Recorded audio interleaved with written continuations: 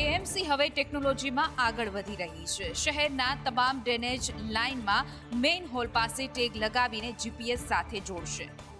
Ahmedabad municipal corporation હવે ટેકનોલોજીનો વ્યાપ વધારી રહ્યું છે। ડ્રેનેજ લાઇનમાં મેઇન હોલ પર જીપીએસ લગાવી ટેગિંગ કરશે અને તેને એક યુનિક નંબર આપશે અને એએમસીની એપ સાથે કનેક્ટ કરી અધિકારીઓને તેનો એક્સેસ આપશે, જેથી કોઈ પણ અધિકારીને જે તે ડ્રેનેજ લાઇનમાં મેઇન હોલ સુધી પહોંચવું હશે તો જેમ સામાન્ય જગ્યાના લોકેશન પર પહોંચાય છે એ જ રીતે ડ્રેનેજ લાઇનના મેઇન હોલ સુધી પહોંચીશે। તો 14 લાખના ખર્ચે કરવામાં આવ્યું હતું અને તેમાં સરળતા મળતા શહેરના તમામ મેઇન હોલમાં આ કામગીરી કરવામાં આવવાની છે। હવે એએમસી દ્વારા ટેગિંગ કરવામાં આવશે, જેના કારણે ચોમાસામાં પાણી ભરાવાને કારણે લોકોને હાલાકી પડતી હતી તેમાં પણ રાહત મળશે અને કામ ઝડપી બનશે। સુરતમાં આદર્શ સ્કૂલના ટોર્ચરને લઈને વિદ્યાર્થીનીએ કરેલ આપઘાત કેસમાં એબીવીપીના કાર્યકરોએ શાળા બહાર વિરોધ કર્યો હતો। સુરતની આદર્શ સ્કૂલે ફીને લઈને વિદ્યાર્થીનીને ટોર્ચર કરી જેથી વિદ્યાર્થીનીએ જીવન ટૂંકાવી લીધું હતું, જેને લઈને સુરતમાં શાળાની બહાર એબીવીપીના કાર્યકર્તાઓ આજે વિરોધ કર્યો હતો। સુરત પોલીસે એબીવીપીના 50 કાર્યકર્તાઓની અટકાયત કરી। વિરોધ દરમિયાન એબીવીપીના કાર્યકર્તાઓએ સ્કૂલ સંચાલકો વિરુદ્ધ સૂત્રોચ્ચાર કર્યા અને તાત્કાલિક પગલાં લેવાની માંગ કરી। આ સાથે નિષ્પક્ષ તપાસ થાય અને સ્કૂલ સંચાલકો સામે કડક કાર્યવાહી કરવામાં આવે તેવી પણ માંગ કરી। આજે બેન ઘોડાદરા વિસ્તારમાં જે આદર્શ પબ્લિક સ્કૂલ છે એમાં બેને જીવન ટૂંકાવી દીધું ફીસ માટે, તો એને ન્યાય મળવો જોઈએ, એના માટે આજે વિરોધ પ્રદર્શન થઈ રહ્યું હતું। આ વિરોધ દરમિયાન અશાંતિ ન ફેલાય તે માટે પોલીસ દ્વારા સ્કૂલની બહાર કડક બંદોબસ્ત ગોઠવવામાં આવ્યો હતો। વડોદરાના બાર મેળામાં મહાકુંભની ઝલક જોવા મળી।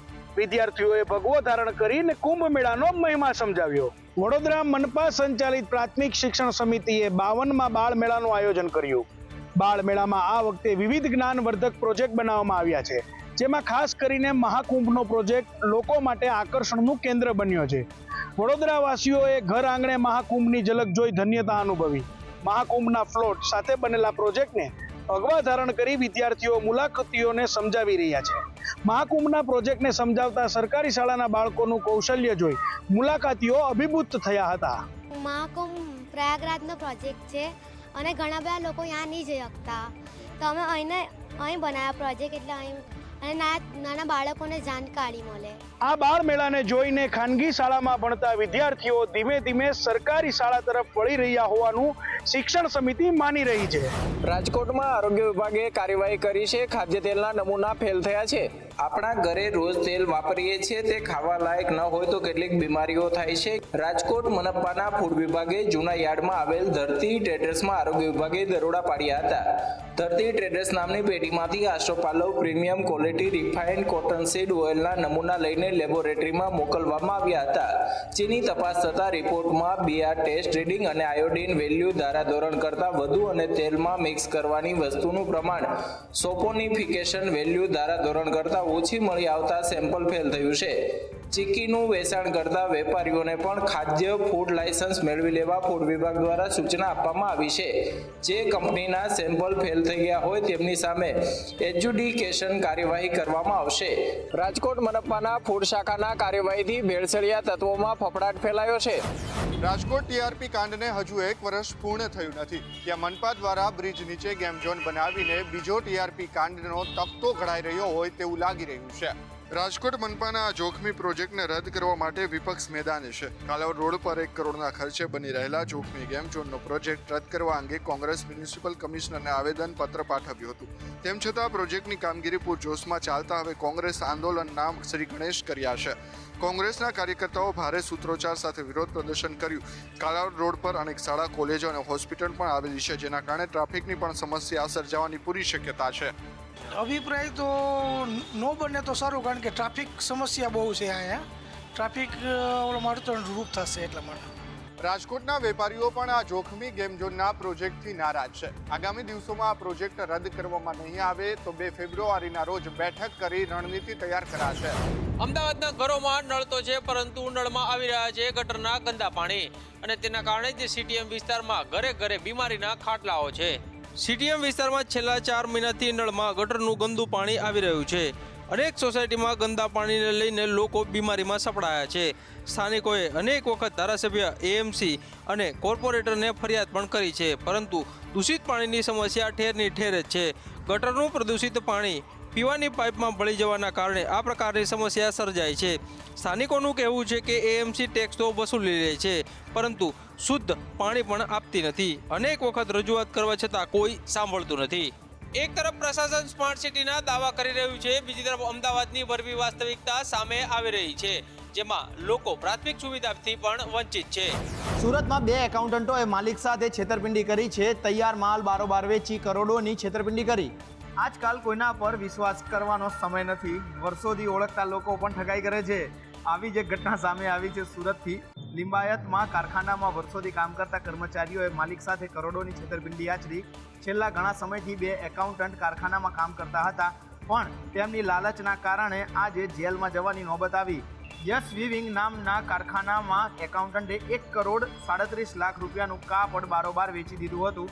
જ્યારે માલિકને પોતે છેતરાયા હોવાની જાણ થતાં ઉઘરાણી કરી તો આરોપીઓએ ઝેરી દવા પી આપઘાતની ચીમકી ઉચ્ચારી અને આ સિવાય પોલીસ કેસમાં ફસાવી દેવાની પણ ધમકી આપી હતી.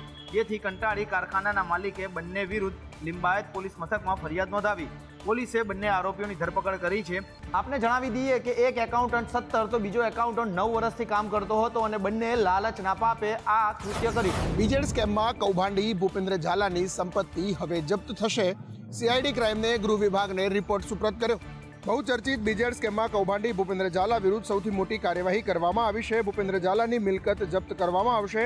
સીઆઈડી ક્રાઇમે ગૃહ વિભાગને આ રિપોર્ટ સુપ્રત કર્યો છે, જેમાં બાદમાં આગામી દિવસોમાં ગૃહ વિભાગ જપ્તીના આદેશ આપશે. અત્યાર સુધીમાં 32 જેટલી મિલકતો ભૂપેન્દ્ર ઝાલાની જે સામે આવી છે, એ ઉપરાંત 3 કાર અને 18 બેંક એકાઉન્ટની માહિતી ગૃહ વિભાગને મોકલવામાં આવી છે.